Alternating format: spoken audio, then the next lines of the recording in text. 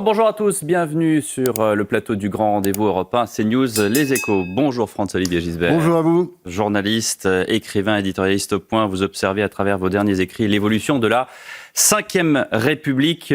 Aujourd'hui est un jour de commémoration. Bruno Retailleau et d'autres ministres sont à Arras pour rendre hommage à Dominique Bernard, victime d'un attentat terroriste il y a un an, jour pour jour. À partir de demain, ce seront d'autres commémorations pour Samuel Paty. Et pendant ce temps, Michel Barnier est en sursis. Le budget 2025 a été dévoilé. Il crée déjà beaucoup de points de crispation. Quel avenir pour le pays ? Comment faire face à la dette ? Comment faire face à l'insécurité ? Y a-t-il encore une place pour l'autorité ? Et y a-t-il encore une place pour la France dans l'Europe et dans le monde ? Pour vous interroger ce matin, je suis avec Stéphane Dupont des Échos. Bonjour Stéphane. Bonjour. Et Mathieu Bock-Côté. Bonjour Mathieu. Bonjour. Ce matin, Bruno Retailleau, Anne Genetet, d'autres ministres assistent à la commémoration de l'assassinat sauvage de Dominique Bernard. C'était il y a un an, jour pour jour, dans le lycée dans lequel il enseignait à Arras. La question, François-Olivier Gisbert, c'est que fait-on ce matin ? Quel est le sens de cette présence des ministres ? Est-ce qu'on pleure les morts ou est-ce qu'on fait plus que cela ? Bon, évidemment, il faut pleurer les morts. Je crois que c'est absolument essentiel. Donc, je ne vais pas me moquer de ça. Et au contraire, je participe parce que ma mère était professeure. Je sais la difficulté de ce travail. Elle a adoré ses élèves. Et c'est vrai que j'ai tendance à m'identifier. Enfin, comment dire ? On est tous concernés. Je pense que tous les Français étaient concernés. La mort de Dominique Bernard, comme celle de Samuel Paty, c'est quelque chose qui nous a transpercé le cœur à tous. Donc, évidemment, je suis à Arras comme, à mon avis, tous les Français, ou presque. Est-ce qu'on est dans une action différente que celle de juste pleurer les morts, sans bien sûr dénigrer le fait qu'on pleure les morts ? Et je pense qu'il y a eu quand même un petit changement à l'Éducation nationale. Bon, quand on voit, par exemple, l'affaire Samuel Paty, comment ça s'est déroulé, enfin, comment dire, le fait aussi qu'une partie des enseignants était contre lui, enfin, bon... Je pense qu'on est en train de changer d'univers. Et d'ailleurs, il y a quelque chose de très révélateur, c'est l'affaire de Tourcoing. C'est-à-dire cette professeure qui gifle, enfin qui se fait gifler d'abord, et qui va gifler en représailles. Et en fait, on sent que le pays est derrière elle. Et pourquoi ? Parce que cette jeune fille a voulu enlever son voile quelques mètres avant la sortie. Or, c'est pas la loi, c'est pas la règle. Et ça, je pense que les Français, ils veulent aussi qu'on respecte la... Je pense que c'est un peu en train de changer. Pas assez, évidemment, mais il y a quelque chose qui se passe un peu au niveau de l'éducation. Vous avez le sentiment, François Gilbert, que depuis un an, les choses ont vraiment changé. La ministre de l'Éducation nationale, la nouvelle ministre, Anne Genetet, dans la tribune dimanche, dit que les atteintes à la laïcité ont beaucoup baissé en un an. Est-ce que ça correspond à la réalité ou est-ce que c'est un signe un peu trompeur ? Est-ce que le problème est toujours là ou pas, selon vous ? Toute cette histoire de laïcité, vous savez, c'est toujours le problème de la faiblesse de l'État. Quand l'État est faible, et on a assisté, entre autres, d'ailleurs, tragédie, pendant le mandat d'Emmanuel Macron, qui est en train de se terminer, mais enfin, hélas, il y a encore 2 ans et demi à tirer, on a assisté à un affaissement de l'autorité. On l'a vu à travers, par exemple, le refus d'obtempérer, qui est quasiment presque devenu un droit. Voilà. Alors ça, c'est une affaire qui concerne directement l'État, et je dirais presque le président de la République. Il n'est jamais intervenu là-dessus, il n'ose pas. Il a juste, à un moment donné, porté un t-shirt avec contre les violences policières. Vous voyez, c'était à peu près ça, quoi, sa réaction par rapport à tout ça. Donc l'État doit être respecté. Vous savez, moi, quand j'ai travaillé sur mon histoire intime de la Ve République, j'étais frappé de voir, j'avais été très sévère à l'époque, et avec Nicolas Sarkozy, et avec François Hollande. Et quand on regarde de près la période, ça fait déjà 7 ans, d'Emmanuel Macron, franchement, on révise à la hausse ce qui s'est passé avant sous Sarkozy et sous Hollande. Pourquoi ? Parce que je pense qu'il n'y a pas d'État. Il n'y a pas seulement le déficit, il n'y a pas seulement l'endettement et hors de contrôle et l'immigration hors de contrôle, il y a aussi l'affaissement de l'autorité. Et je pense que l'autorité se rétablit un petit peu en ce moment. C'est tout. Je veux dire, tout n'est pas... Là, vous êtes en train de dire que ça va revenir tout seul ? C'est-à-dire que c'est un peu comme si vous allez chez le médecin, vous dites... Le médecin vous dit, vous inquiétez pas, ça va passer. Qu'est-ce qu'on fait contre le refus d'autorité ? Avant, on était dans un manque d'autorité. Maintenant, on est dans un refus d'autorité. Vous l'avez très bien dit. Pour les refus d'obtempérer, on pourrait également citer ces grandes cités dans lesquelles il y a du trafic de drogue, qui sont complètement imperméables aux forces de police. Parce que les forces de police, maintenant ils y vont. Oui, mais attendez, elles y vont aussi. C'est-à-dire, moi, je vois ce qui se passe à Marseille. Bien sûr. Il y a quand même une nouvelle attitude. Je dis pas, attendez, je suis avec en train les de vous dire opérations Place Nette. Ouais, mais enfin, moi, j'aime pas l'idée d'opération Place-Nette, c'est encore de la com. Enfin, tout c'était lamentable. La façon dont c'était présenté à Marseille, c'était horrible. Mais en même temps, la police travaille. On le voit. Moi, je le vois.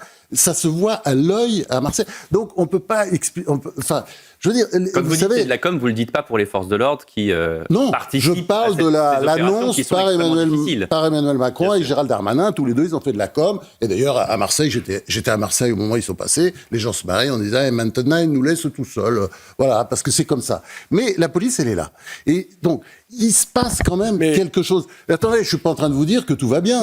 Ah non, mais surtout pas. Je dis que ça va un petit peu mieux. Désolé.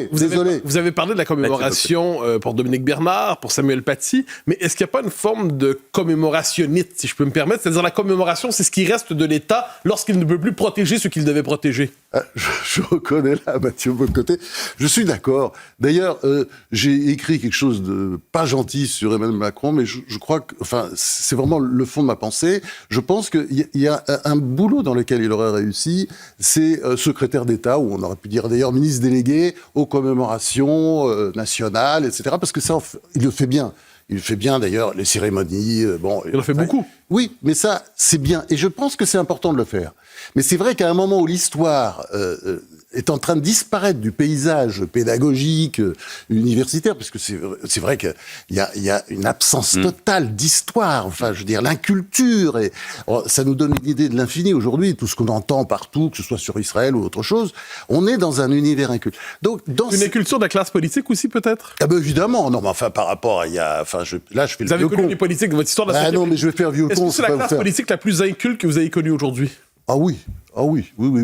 Même si elle est intelligente. Attendez, Emmanuel Macron est très intelligent. Je n'ai pas dit du tout que c'est un imbécile. Alors ça, je ne me permettrai pas d'ailleurs, mais de toute façon, c'est quelqu'un d'un bon niveau. Le problème, si vous voulez, c'est que quand vous parliez avec Chirac, avec Mitterrand, mais Chirac aussi, il passait pour un imbécile, il se faisait prendre pour un imbécile, mais enfin Chirac, il avait une culture. Alors lui, c'est vrai c'était la phrase de Raffarin que j'adore, qui est très juste. Il disait Sarkozy pense en seconde, Mitterrand en siècle, et Chirac en millénaire. Mais c'est vrai, Chirac, il était sur l'histoire des civilisations. Il vous parlait de trucs, vous comprenez rien, sur les Chinois, mais depuis toujours. Même quand j'étais petit journaliste, qu'il était ministre de l'Agriculture, je me souviens, il vous parlait de l'Irak. Enfin, il rentrait là-dedans. Et ça, c'est une façon, après, ces gens, quand ils ont cette culture, évidemment, ils ont une autre façon d'appréhender la politique. Alors, ils prennent un peu de recul. On n'est pas là-dedans. Là, aujourd'hui, c'est le tout à la com. Le tout à la com, oui, parce que ça va avec le tout à l'égout. C'est le tout à la com en permanence, le court-termisme.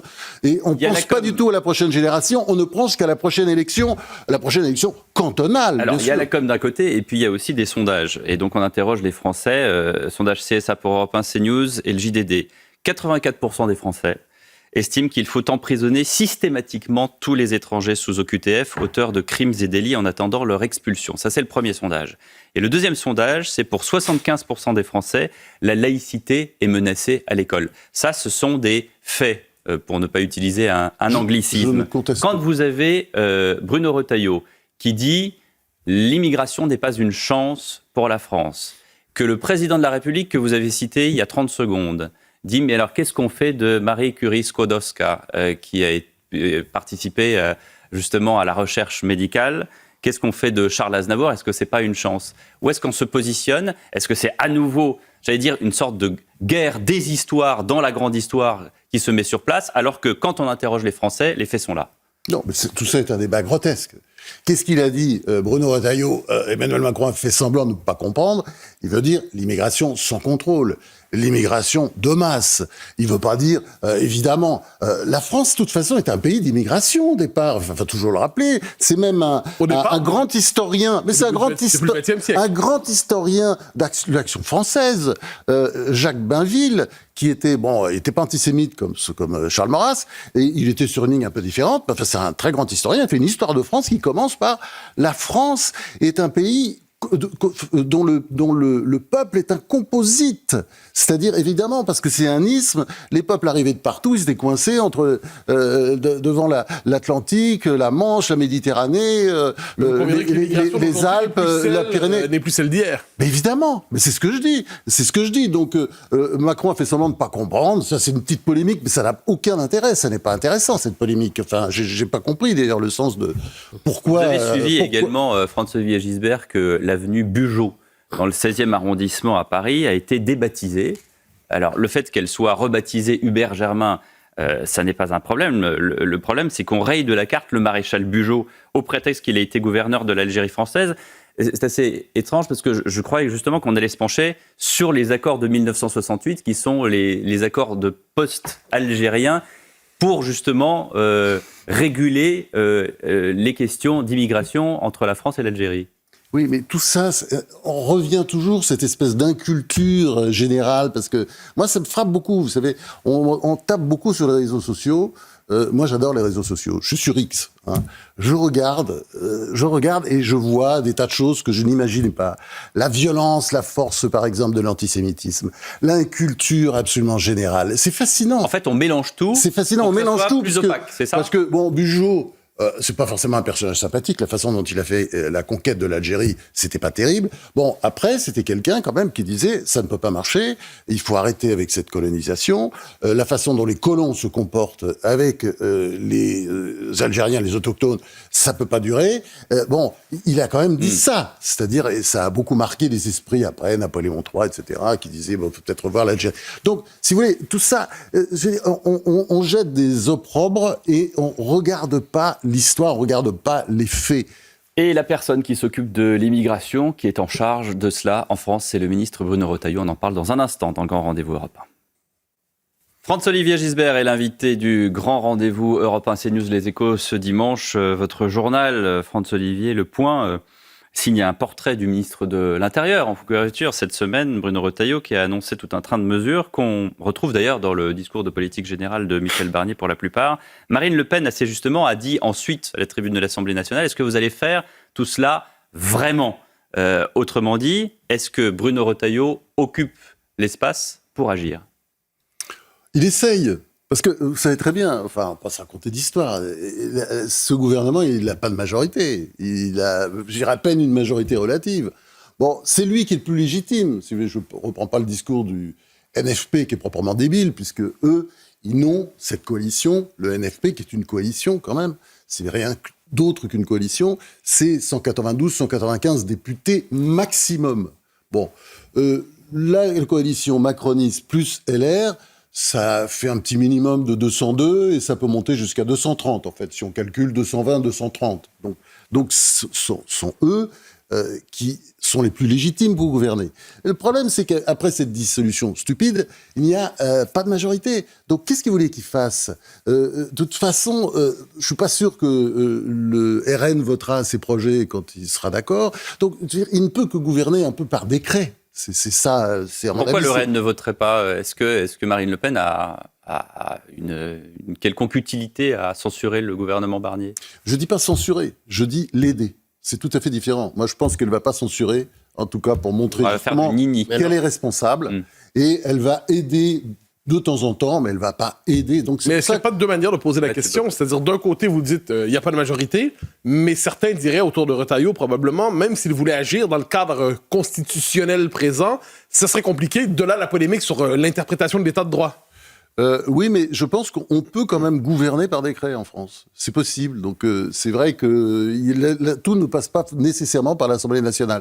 Simplement, ça limite le champ. C'est évident. C'est-à-dire, je ne pense pas qu'il puisse vraiment révolutionner la politique, notamment la politique de l'immigration. Donc il est condamné, selon vous, à une certaine forme d'impuissance au ministère de la Parole. Il va faire des déclarations un peu tonitruantes comme il en a fait depuis qu'il a été nommé. Ça ne va pas aller beaucoup au-delà, ou il va juste revoir la circulaire Valls, c'est ce qu'il a annoncé ? Ouais, c'est pas trop le genre, justement. Et je pense qu'il fait un peu de com, là, pour l'instant, pour se faire connaître.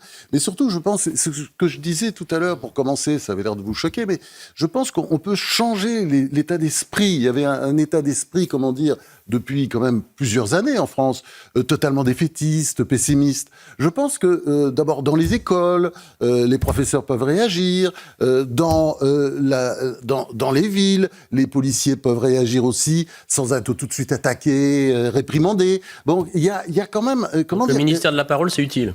Je pense que c'est utile quand c'est pour ça. Pas quand c'est pour se montrer et faire des déclarations, pour se faire mousser. Exemple, l'opération, l'horrible, ridicule opération Place Nette sur Marseille. Mais après, je suis désolé, ils font le boulot. Ils ont fait le boulot, ils le font en ce moment, les policiers. Quand Bruno Retailleau dit qu'il voudrait donner une nouvelle loi sur l'immigration qui reprendrait les mesures qui avaient été censurées en début d'année par le Conseil constitutionnel, quelle majorité il a pour faire voter ça à l'Assemblée ? Il n'en a pas de majorité. De toute façon, le sujet n'est pas là. Le problème, c'est le Conseil constitutionnel. Le Conseil constitutionnel, il s'est servi de l'article 45 qui dit exactement le contraire de ce qu'il prétend qu'il dit. C'est quand même un truc de fou. C'est-à-dire, ils sont censés représenter le droit. Non, mais ces gens sont censés représenter le droit. Ils sont assis dessus. Et personne n'a rien dit, sauf vous regardez tous les constitutionnalistes qui ont dit étrange décision paradoxale, etc. Parce que le Conseil constitutionnel n'a pas respecté le droit. De ce point de vue, devant ce qu'on a appelé en certain temps le gouvernement des juges. Mais évidemment. Parce que quand c'est pas le Conseil constitutionnel qui s'en mêle, c'est le Conseil d'État. Et vous avez le Conseil d'État, je sais pas pour qui il travaille, mais je suis pas sûr, franchement, qu'il travaille toujours pour la France. Mais de ce point de vue, votre analyse croise celle, j'y reviens, de Bruno Retailleau, qui disait une certaine définition de l'état de droit aujourd'hui cause problème. Oui. Pas l'état de droit lui-même, une certaine définition. Du droit, là encore, bon, je pense qu'on lui a évidemment cherché une mauvaise querelle, c'est normal, il arrive et puis il a sa réputation. Mais l'état de droit, de toute façon, il n'est pas immuable. Bon, il y a quelques éléments de l'état de droit qui sont immuables sur l'égalité des personnes. Est-ce qu'il est intangible, pour reprendre la phrase de Retailleau ? Ça dépend de ce que vous entendez par état de droit, parce qu'il y a tellement de lois. Évidemment, les lois, on les refait tout le temps. Donc, c'est vraiment... Ce sont des querelles absurdes. Le sujet, c'est pas là. Le sujet, c'est qu'est-ce qu'on fait. La situation. Mais qu'est-ce qu'on peut faire ? Mais on peut... de toute façon, le gouvernement Barnier, je pense qu'il peut pas faire grand-chose. Voilà. Alors, il fait ce qu'il peut, mais il peut. Mais au-delà du gouvernement, vous avez référé vous-même au Conseil constitutionnel. C'est-à-dire, qu'est-ce qu'on peut faire quand le Conseil constitutionnel dit l'Assemblée peut bien voter ce qu'elle veut, en dernière instance, nous censurons, nous démantelons, nous déconstruisons. Est-ce que le véritable verrou n'est pas là ? Oui, mais enfin, vous savez qu'en politique, c'est pas si simple. C'est que le Conseil constitutionnel, il prend du pouvoir, comme le Conseil d'État, quand le pouvoir est faible. Bon, je pense aussi, il faut... Bon, là, c'est vrai que le pouvoir va être faible, forcément par définition, mais il doit sauver les meubles, parce que c'est ça la mission de Michel Barnier, c'est de sauver les meubles. Donc, personnellement, j'ai pas envie de critiquer ce qu'il fait, même si je pense que, par exemple, sur la façon de boucher les trous, de régler les déficits, c'est pas ce que j'aurais fait, évidemment. Et on va en parler tout à l'heure de la dette, mais restons sur l'aspect sécuritaire. Et vous-même, dans Le Point cette semaine, vous parlez de l'entrisme islamique, vous parlez de la 5e colonne, vous parlez de sujets qui sont extrêmement graves, importants et qui touchent les Français. Encore une fois, 84% des Français estiment par exemple qu'il faut emprisonner systématiquement tous les étrangers sous OQTF, auteurs de crimes et délits, en attendant leur expulsion. Vous venez de dire... Ce gouvernement est d'une certaine manière en sursis, ce gouvernement sauve les meubles. Ça veut dire que des questions comme celle-ci, qui sont des questions qui intéressent 84% des Français, estiment qu'il faut emprisonner systématiquement tous les étrangers sur OQTF, on ne pourra rien faire ? Pas grand-chose. C'est le résultat des élections. Qu'est-ce que vous voulez ? Il faut attendre un an. Un an, c'est-à-dire à partir oui, on a déjà tiré. À la prochaine dissolution. Mais la prochaine dissolution. Où on dit qu'on va avoir un gouvernement de gauche avec peut-être Bernard Non, mais vous rigolez. Ah oui, non, peut-être, oui. Mais le François Hollande en Premier ministre. Il y a des rumeurs qui courent, François-Olivier Gisbert. Oui, le gouvernement de gauche. Peut-être à un moment donné, effectivement, si ça marche pas, Barnier, je pense que même s'il le déteste, Macron ira plutôt vers Cazeneuve.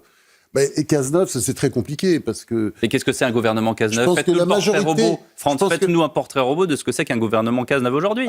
C'est un gouvernement social-démocrate avec les macronistes et avec... Et sans les socialistes, parce que les socialistes ne veulent pas aller avec Bernard Cazeneuve. Enfin, l'histoire n'est pas finie.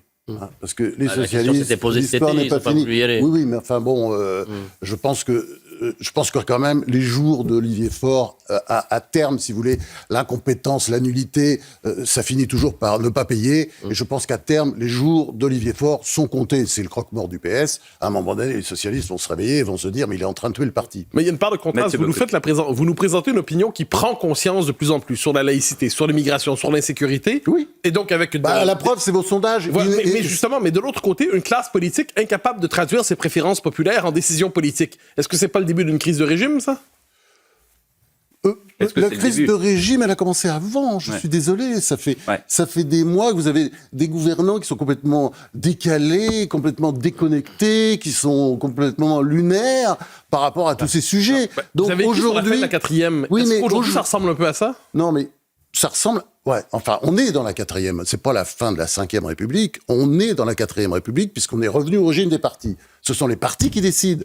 La constitution du gouvernement, ce sont les partis.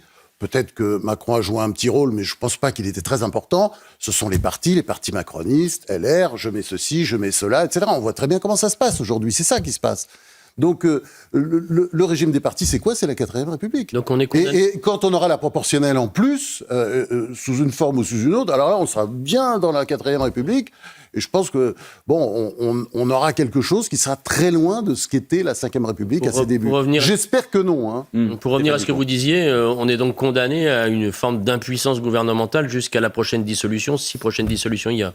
Ou jusqu'à la fin du quinquennat. Oui, vous avez l'air très pessimiste et sombre, mais je pense que malgré ça, il peut se faire des choses. Il peut y avoir des prises de conscience, et puis surtout, il y a un État qui peut se remettre à travailler. Il y a une police qui peut se remettre à travailler toutes ces histoires que vous avez. Donc il peut y avoir une réponse pénale plus forte, il peut y avoir une réponse judiciaire plus forte. Mais attendez, pourquoi est-ce que par exemple vous avez tous ces problèmes à Cavaillon ou ailleurs, commissariat qui brûle, etc. C'est parce que la police travaille, elles se sont soutenues. Donc les choses ont un peu changé de ce point de vue. Donc c'est un optimisme paradoxal. Ouais. Absolument, mais je reconnais. Attendez, je dis pas que... Parce que la police travaille, les voyous et les racailles sont encore plus violentes, et de ce point de vue, c'est une bonne nouvelle, parce que l'affrontement est devant nous, donc on peut le gagner? Bah oui, j'y crois, bien sûr. Sinon, moi je crois pas du tout que la France est foutue. Enfin, la France est morte, c'est ce qu'écrivait déjà Le Suicide, vous vous souvenez du livre d'Éric Zemmour il y a des années. Il revenait toujours sur la France est morte. Je me souviens, j'étais très choqué parce que moi, je vois au contraire beaucoup d'énergie et dynamisme dans ce pays, et je vois simplement une classe politique paralysée qui n'a pas de volonté, parce que c'est ça, c'est la crise de la volonté politique quand on regarde l'histoire des dernières années. Des gens qui n'ont pas confiance en eux, qui ont peur d'affronter les sujets. Vous voyez ? Franz-Olivier Gisbert est l'invité du grand rendez-vous Europe 1 CNews Les Échos. On revient dans un instant, on parlera justement des finances de l'État avec la dette notamment. À tout de suite.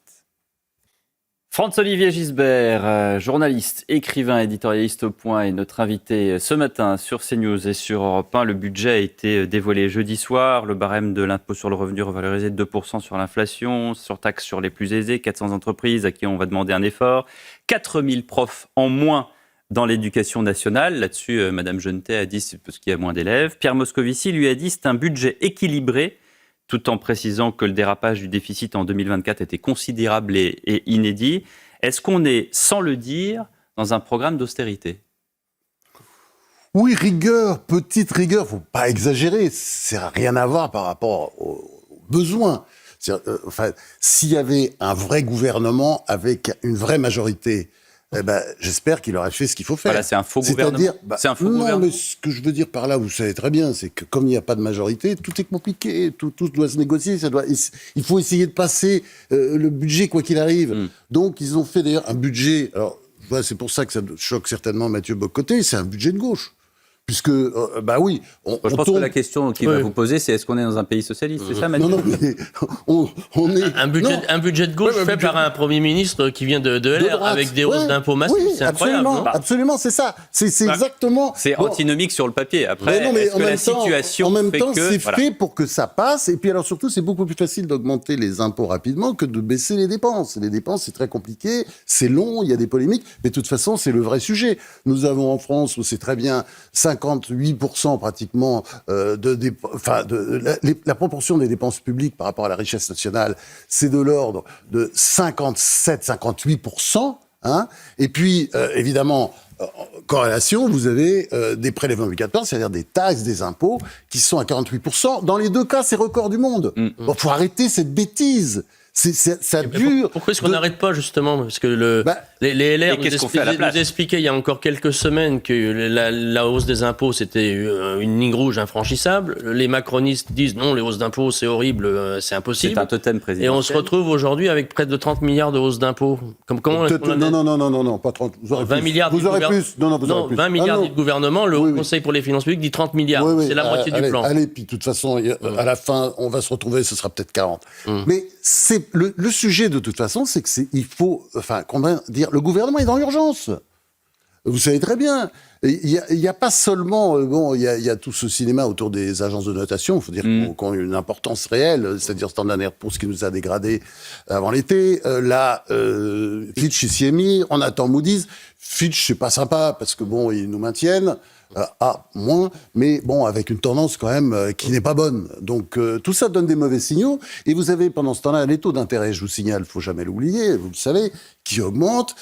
Et d'ailleurs, qui augmentent plus en France qu'au Portugal. C'est-à-dire, nous sommes vraiment en train de devenir le mouton noir de l'Europe. Et ça, c'est un vrai sujet. Donc, il faut essayer de régler ça le plus vite possible. C'est pour ça, les impôts, augmenter les impôts. Vous parlez de taux de prélèvement. Mais évidemment, je les excuse. Comment vous les faire autrement? Mais de toute façon, attendez, je vois pas comment on peut faire autrement que de soutenir Barnier, mais du bout des lèvres. Mais quand Barnier dit c'est très grave, c'est très grave, c'est très grave, mais oui, est-ce qu'il ne devrait pas dire comme François Fillon, en 2007, je suis à la tête d'un État en faillite?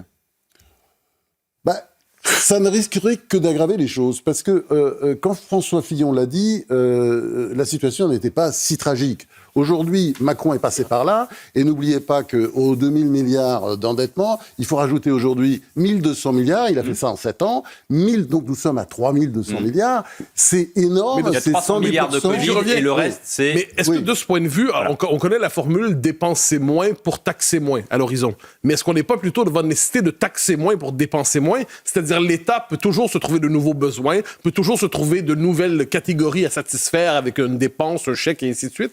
On ne peut pas rester dans cette logique, à moins mais bien sûr qu'il faut arrêter. Non, mais attendez, là, je suis évidemment d'accord avec vous à 100%. Et d'ailleurs, l'impôt, il ne faut pas seulement penser à l'impôt sur le revenu, qui est une petite part de l'impôt. En France, vous savez très bien la structure de... Là, je pense que vous allez être d'accord, Stéphane, c'est que le vrai problème, c'est aussi l'impôt sur les entreprises.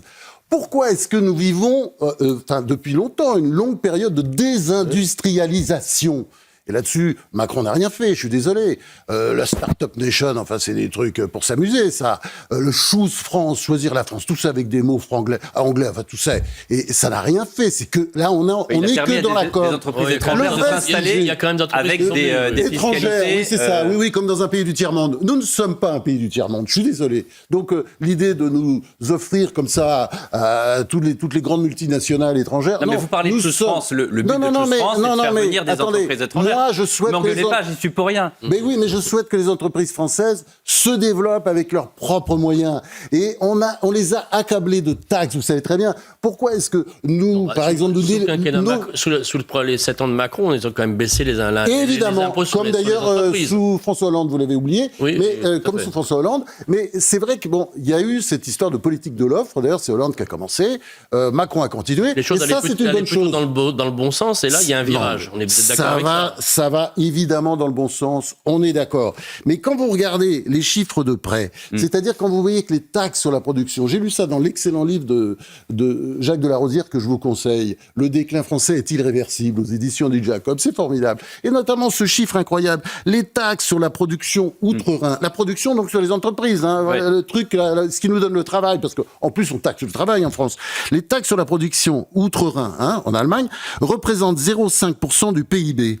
En France, 3,6%. 3,6%, 7 fois plus.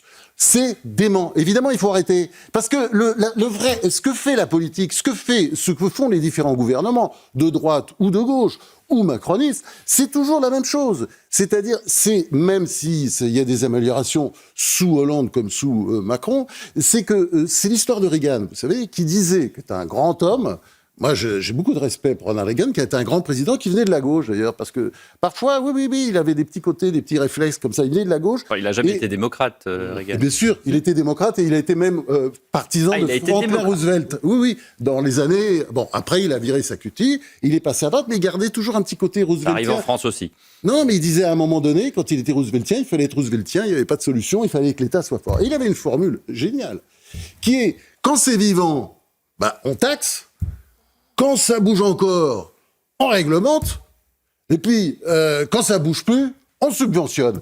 Et là, si vous voulez, vous avez ce truc grotesque, d'ailleurs, ils vont toucher à tout ça, bien entendu, c'est que, non, on massacre, on taxe les entreprises, et évidemment, derrière, on leur donne des aides. Mais justement, est-ce qu'il n'y a pas derrière ça quelque chose au-delà que les gouvernements soient de gauche, de centre, de droite? Est-ce qu'il n'y a pas une forme de psychologie socialiste partagée par l'ensemble de la classe politique? Oui, peut-être aussi par les Français, hélas. C'est-à-dire, et là, il faut revenir sur le problème de l'éducation, l'enseignement de l'économie. C'est vrai que c'est un énorme chantier. Parce que j'ai l'impression parfois, quand on a tous des enfants, on les entend quand ils reviennent de l'école, on a l'impression qu'ils ont eu des cours qui ressemblaient à ceux qu'on devait avoir, j'imagine, dans l'Union soviétique dans les années 60 ou 70. Parce que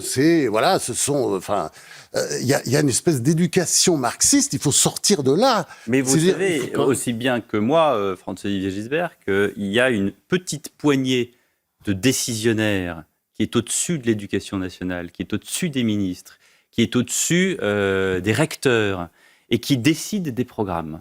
D'ailleurs, cette entité n'a pas de nom. On le sait, ça existe. Il y a cette dizaine de personnes qui décident de tout ce qu'il y aura dans les programmes scolaires et dans l'école de la République et donc du coup, de facto, dans le privé sous contrat. Pourquoi est-ce que ça continue d'exister et pourquoi est-ce qu'on ne fait rien contre cette petite poignée de décisionnaires qui donne le programme à tous nos enfants, comme vous dites, à nos petits-enfants? Oui, mais enfin, c'est pas seulement une histoire de programme. C'est une histoire de climat général.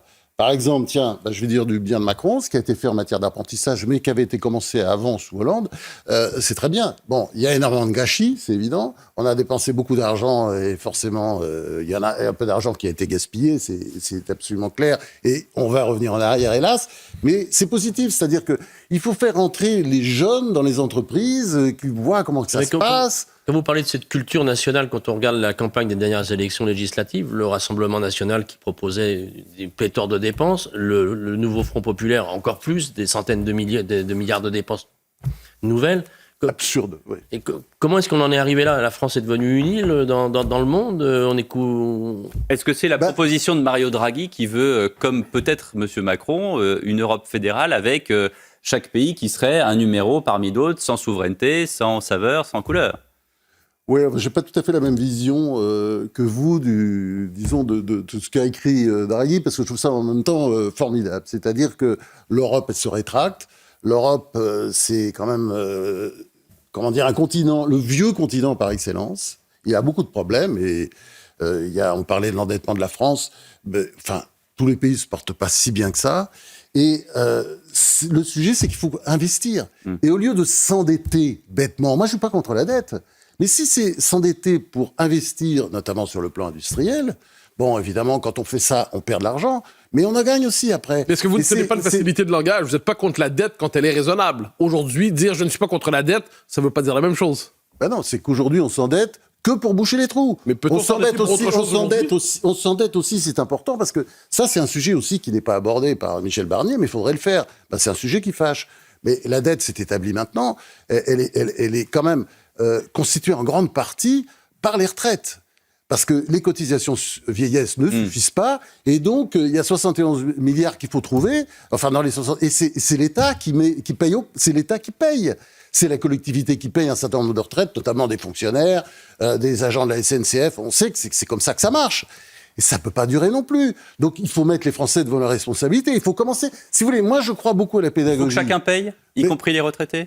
Non, pas chacun, c'est pas le sujet. Mais je veux dire, là, c'est du délire, vous savez très bien. On peut pas continuer comme ça. Il faut, de toute façon, attendez, il faudra allonger l'âge de la retraite. Mais c'est évident. Et on voit très bien l'infantilité. L'infantilité, je crois que c'est le mot. J'ai envie de dire la bêtise aussi d'une grande partie de la classe politique quand elle dit qu'il faut revenir en arrière sur les retraites.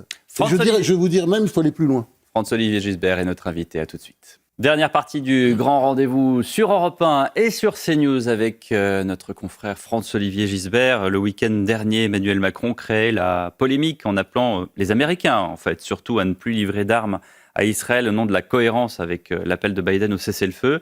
Cette semaine, le même Emmanuel Macron a reçu Volodymyr Zelensky et lui a soutenu que la France était là. Comment comprendre ? D'un côté le cessez-le-feu et de l'autre côté on soutient la guerre ? J'arrive plus très bien à suivre. Moi, je n'essaye pas. Je n'essaie pas de comprendre Macron parce que son système, c'est simple, c'est le danseur de tango, ou j'ai dit un jour ici, le danseur de claquettes. J'irais plutôt d'ailleurs maintenant matassin, c'est-à-dire il y a un côté, vous savez, les matassins, c'était les danseurs comiques un peu bouffons d'autrefois, avec des clochettes partout. C'est-à-dire, il va dans un sens et puis il va dans l'autre. Non, mais attendez, ce sont des sujets sérieux. Sur l'Ukraine, il n'a pas varié. Il n'a pas varié, mais attendez, excusez-moi, regardez sur le long terme, regardez au début, en 2022, et après. Non, excusez-moi, il a varié, il a varié. C'est-à-dire, je dirais, de toute façon, la politique, c'est aussi changer. Mais les rapports de force changent, c'est normal. Mais en même temps, par exemple, typiquement sur Israël, c'est un coup à droite, un coup à gauche, un coup à ceci, et je rétablis, etc. C'est pas sérieux. C'est pas sérieux. D'ailleurs, le Hezbollah s'en est pris une. Il a dit qu'il fallait, sans doute parce qu'il y a eu de mauvaises réactions quand il a dit qu'il fallait plus donner des armes à Israël à cause de Gaza. Il a dit il faut que le Hezbollah cesse, il faut un cessez-le-feu, que le Hezbollah accepte un cessez-le-feu. Enfin, et visiblement, il n'était pas au courant que le Hezbollah tirait sur Israël depuis à peu près un an, et que il y avait 2023. Entre 60 000 et 100 000 réfugiés là-bas. Donc c'était déjà une guerre qui avait commencé. Non, voilà. Moi, je pense que la politique étrangère, c'est l'angle mort du macronisme, et je dirais même ce qui est alors que c'est son domaine réservé, c'est-à-dire qu'il se l'approprie, là encore, tout dernièrement, il laisse faire Michel Barnier à l'intérieur, et il s'approprie en fait tous les dossiers étrangers. Sur la politique étrangère, il y a une espèce de tradition en France, qui n'est pas une tradition de neutralité, parce que on est pour l'existence d'Israël, mais il y a une politique arabe, etc. Mais il y avait une continuité. Excusez-moi, des gens très différents. Vous passez de Gaulle, Giscard, tout ça était très différent. Mitterrand, il y a une continuité. Sarkozy, Hollande, tout ça, il y a une continuité. Et là, brusquement, pourquoi ? Parce que c'est un coup à droite, un coup à gauche, mais c'est pas comme ça qu'on fait de la politique. Plus globalement, aujourd'hui, est-ce que la voix de la France est encore entendue, notamment au Proche-Orient, au-delà de ces revirements dont vous venez de décrire ? Est-ce qu'aujourd'hui, le monde attend d'avoir la position de la France, ou est-ce qu'aujourd'hui, on n'existe plus ? Bon, on existe de moins en moins. Et c'est peut-être pas fini. Parce que le problème, c'est qu'on existe quand on est économiquement fort, on existe. Aujourd'hui, on est économiquement faible. Nous sommes le mouton noir de l'Europe. C'est la vérité. Donc la France du traité de Versailles n'existe plus. Regardez comment on est traité, même Ursula von der Leyen, et ça soit sur nous. Ah non, mais je veux pas de ce type-là, là, breton. Mettez-moi un autre. Voilà. Puis on lui met quelqu'un qui lui fera pas d'ombre, surtout pas. Il va raser les murs. Alors, on prend le plus, le plus faible, le plus qui parle même pas anglais, je crois d'ailleurs. Bon, voilà. Comme ça, c'est fait. Vous voyez ce que je veux dire ? Elle fait ce qu'elle veut. Tout le monde s'assoit sur nous. Mais donc, si vous voulez, c'est vrai, ça veut dire que la France est déjà elle est déjà fédéralisée dans l'Europe. Il y a un pouvoir plus important que le pouvoir de Mais non, il suffit. Attendez, on nous explique sans arrêt. C'est à cause de l'Europe que ça va pas, l'industrie. Pourquoi il y a des pays comme, par exemple, l'Italie, qui réussissent à avoir encore une industrie forte, puis je parle pas de l'Allemagne. On nous explique que l'immigration, c'est la faute. Alors, on peut rien changer. Vous avez vu, Olaf Scholz, le chancelier allemand, il s'est pas gêné pour dire, bon, allez, on arrête. Voilà, on fait des centres de rétention pour les OQTF, etc. C'est-à-dire que nous, c'est vraiment il faut rien bouger sur rien, et c'est toujours la faute à l'Europe. Mais non, là c'est pas la faute à l'Europe, c'est ce que vous avez dit tout à l'heure, c'est parce qu'on a 3 blocs qui sont équivalents et on doit faire ce qu'on appelle des arbitrages politiques entre les différents partis pour qu'une solution, quelle qu'elle soit, puisse être adoptée. Oui, mais quand Emmanuel Macron avait la majorité, ça fonctionnait comme ça aussi. On peut rien faire. Mais non, bien sûr qu'on peut faire. Vous parliez d'avant. L'Europe n'interdit rien. On peut sortir à un moment donné, on peut mettre en question des aspects de la politique européenne. Tout ça n'est pas... Mais vous conviendrez que, par exemple, Mme von der Leyen a aujourd'hui un pouvoir plus grand qu'elle n'avait au premier jour. C'est à cause de nous. Mais c'est à cause de nous. Donc elle prend le pouvoir qu'on lui laisse. Évidemment, mais c'est toujours comme ça. Quand le pouvoir est faible, vous avez le Conseil constitutionnel s'assoit sur la Constitution, il s'en fout, il se moque du monde, il nous dit, voilà, c'est à cause de l'article 45, il dit le contraire de ce qu'il dit, parce qu'il y a une réforme sous Sarkozy qui fait dire le contraire à l'article 45 de ce que le Conseil constitutionnel lui fait dire. Après, c'est effectivement Ursula von der Leyen, après, c'est tout le monde. Je veux dire, même ce pauvre,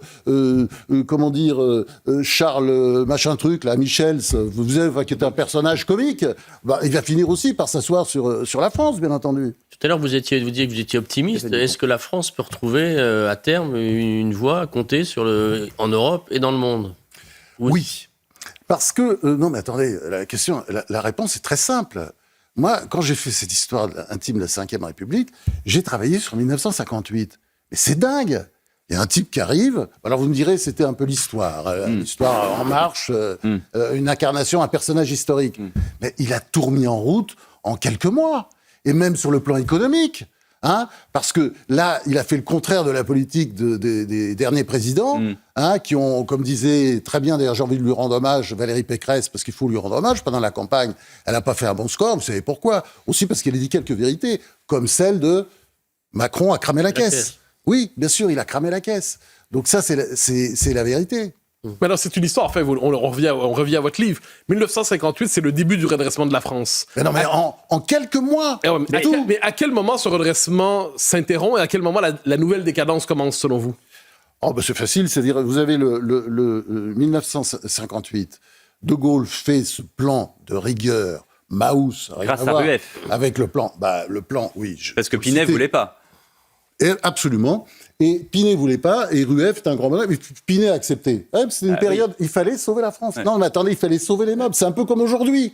Non, mais c'est pour ça que moi, je vais pas taper sur Barnier, je suis désolé. C'est tout ce qu'il y a, c'est tout ce qu'il y a. Il faut que ça marche, Barnier. Le nouveau De Gaulle, vous voyez un nouveau De Gaulle arriver? Ça serait qui, cet homme providentiel, puisque vous avez l'air de nous dire qu'un homme providentiel pourrait relever le pays? Oui, parce que De Gaulle, il a fait ce plan de rigueur Maus, qui a fait ensuite une croissance. On aurait dit aujourd'hui, tous les imbéciles auraient crié austérité, c'est affreux, etc. Eh ben oui, mais n'empêche que la conséquence de ce plan de rigueur, c'était que vous aviez en France après une croissance de 5-6%. Ça n'a pas empêché mai 68, mais vous avez une croissance forte. 6% donc c'est possible. Ouais. Ce pays, de toute façon, il y a de l'énergie, il y a une jeunesse, il y a une éducation, etc. Et où on va le trouver? Eh ben, je vais vous dire, c'est très simple. Moi, j'ai toujours... non, mais la réponse, elle est très simple. Ouais. Vous aviez une première ministre en Grande-Bretagne qui s'appelle Margaret Thatcher, qui était une petite bourgeoise étriquée, que j'ai bien connue, parce que souvent, dans les dîners d'État, pour être gentil, Mitterrand m'avait placé pas loin, et je l'ai écouté pas mal, je l'ai interviewé. Enfin, franchement, c'était pas grand-chose. Et vous savez, elle avait ce qui manque aujourd'hui à tous nos dirigeants, ce qui manque à Macron notamment, c'est la volonté. Elle a sauvé son pays. Contre les syndicats. Contre les syndicats, contre nous, et Tony Blair, le travailliste, qui a suivi, n'a surtout rien changé. Bon. Parce que c'était des mois et des mois de grève dans toutes les usines du pays, Margaret Thatcher, quand elle arrive à la fin des années 70. Est repartie. Vous avez la même chose. Donc il nous faut une nouvelle Margaret Thatcher. Non, cherchez la Thatcher française. Non, justement, parce que... Non, mais là, vous me tirez comme ça à droite. Valérie Pécresse, Valérie Pécresse. Non, mais vous me tirez à droite, mais oui, ça pourrait être Valérie Pécresse, mais vous me tirez à droite, mais il y a Olaf Scholz, là. Oui. D'ailleurs, qui est un SPD. Qui est l'héritier de qui? De Gerald Schröder. Et Gerald Schröder, lui... alcoolique un peu, c'est-à-dire toujours bourré à l'heure du déjeuner déjà. Alors je ne sais pas dans quel état il était le soir, j'ai jamais vu le soir. Très sympathique, très drôle, très vif, très intelligent. Grand homme d'État. Grand homme d'État. Bon, il a peut-être mal tourné, mais grand homme d'État. C'est lui l'austérité. Il a sauvé son pays. C'est l'austérité en Allemagne. Avec l'agenda 2004, je suis désolé, il a sauvé son pays. Je l'ai pas vu venir et personne ne l'a vu venir. Bon, et il a sauvé son pays. C'est pour ça que je dis que c'est un grand homme d'État. Et vous voyez, donc, ça peut venir de la gauche, ça peut venir de la droite, ça peut venir de n'importe où, mais à un moment donné, il y a quelqu'un... Il suffit de volonté. Ça peut même venir des extrêmes, de ce qu'on appelle les extrêmes? Oui, mais il suffit juste de volonté. Pourquoi pas? Je ne sais pas, j'y crois pas trop. Parce que quand je vois le programme, c'est sûr que j'ai envie de partir en courant. Mais c'est pas un programme d'austérité. Non. Oui, c'est-à-dire qu'ils ont l'air de croire, qu'il y a encore beaucoup d'argent, que voilà. Et puis après, ils vont dire, il faut taper les riches, on va taper les riches. Non. Ils disent, il faut prendre de l'argent sur les aides et notamment les aides à l'immigration. Enfin, ça va pas très loin. Si vous regardez sur l'immigration, l'aide médicale d'État, vous arrêtez ça fait 1 milliard de moins. Vous arrêtez, vous voyez les aides aux associations pro-migrants là. j'ai vu que c'était aussi 1 milliard, vous enlevez 2 milliards. Enfin, bon, c'est pas assez, c'est évident. C'est pas il ça ira un homme d'exception, mais on ne sait pas d'où il viendra. Mais oui, ça peut venir. La France, ça quand même. Enfin, la France n'est pas finie, c'est pas vrai. Ça fait des siècles qu'il y a des gens qui disent qu'elle est morte, et à chaque fois, elle ressuscite, elle repart de l'avant. La France. Mais c'est sûr que là, elle n'est pas très bien portante. La France n'est pas finie, François-Olivier Gisbert, mais l'émission, oui. Merci beaucoup de nous avoir accompagnés en ce dimanche. Très bonne journée sur nos 2 antennes.